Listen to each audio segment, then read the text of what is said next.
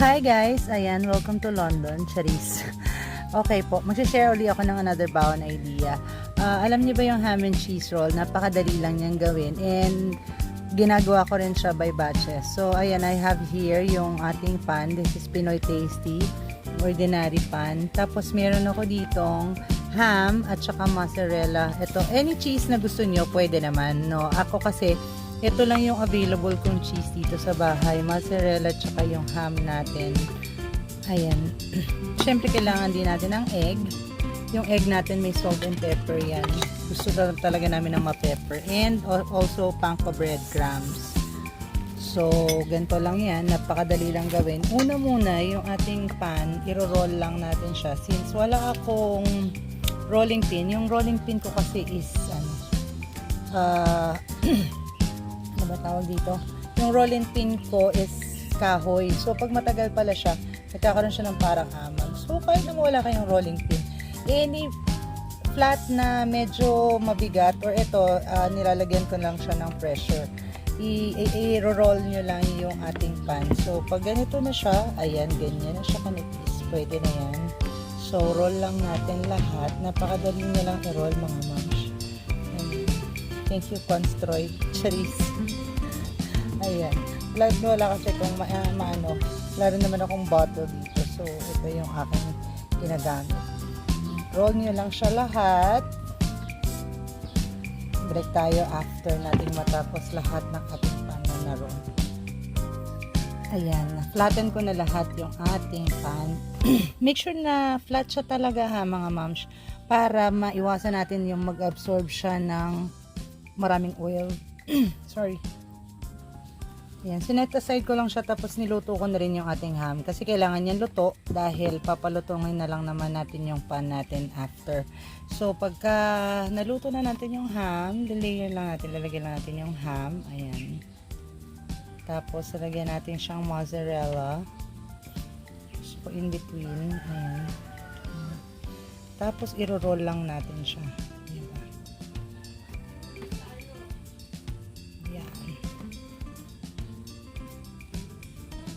Diba? Ang liit niya, ang payat niya. So, kung hindi nyo siya ma-seal, ganito lang, simple lang. Kuha ka lang ng yung ating beaten egg.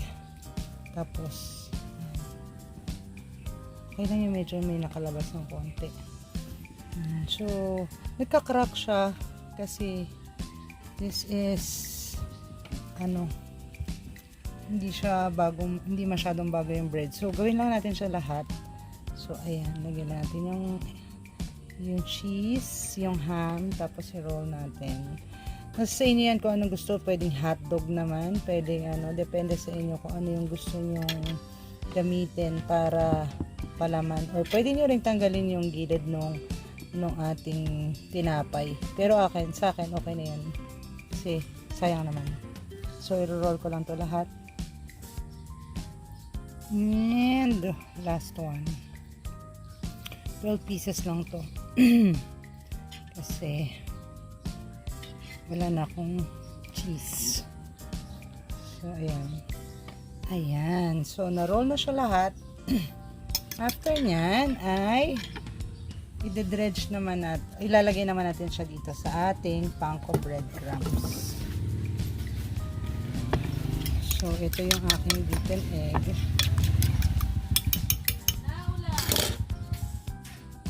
So, ayan. Gagawin naman natin. Lulubog lang natin siya sa ating egg. Tapos, nalagyan natin siya sa ating panko breadcrumbs. Unahin ko na muna lahat sa wet para mapunasan ko yung aking kamay.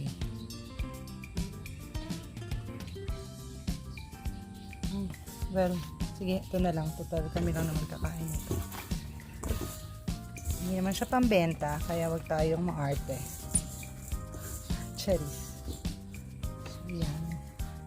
Lagyan natin siya lahat. Siyempre, pati dulo. Tapos, set aside and gawin natin siya sa lahat ng ating tinapay. Yan, ganyan lang siya lahat. Okay? Tapusin ko lang to. So, ayan.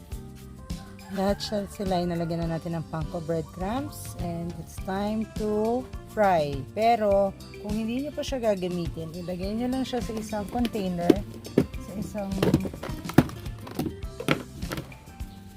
container like this para sa ating mailagay natin sa ating freezer. Ito saktong-sakto to dyan. So, yan, ganyan lang. Tapos, pwede natin siyang itabi. Okay? Freezer, kahit ng mga 1 week tatagal yan. Ayun mga moms, try na natin to. So, it's time to fry. Ayan, pasensya na kung ganyan siya kasi pinagprituan ko yan ng ham kanina. So, ginagawa ko, may konting oil na yan. So, nilalagyan ko na lang siya ng margarine or butter. Kung anong gusto nyo, bahala kayo. Gusto nyo. Ayan, dyan ko siya i-fry. So, hindi naman kailangan ng marami. Just enough para lumabog siya. Ilagay na natin.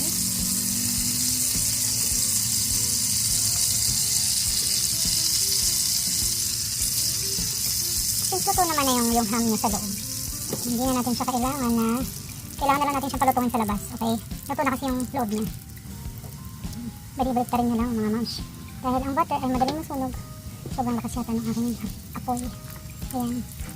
Hindi na yung mga may itim-itim dyan. Don't mind it. Dahil yan sa ham at ayaw ko maghugas ng another pan. Ayan, nilagay ko na pala lahat. We're almost done. Gusto ko ganyan siya ka-toasted. Sorry, kung ayaw niya, pwede na naman. Cook it the way you want it, no?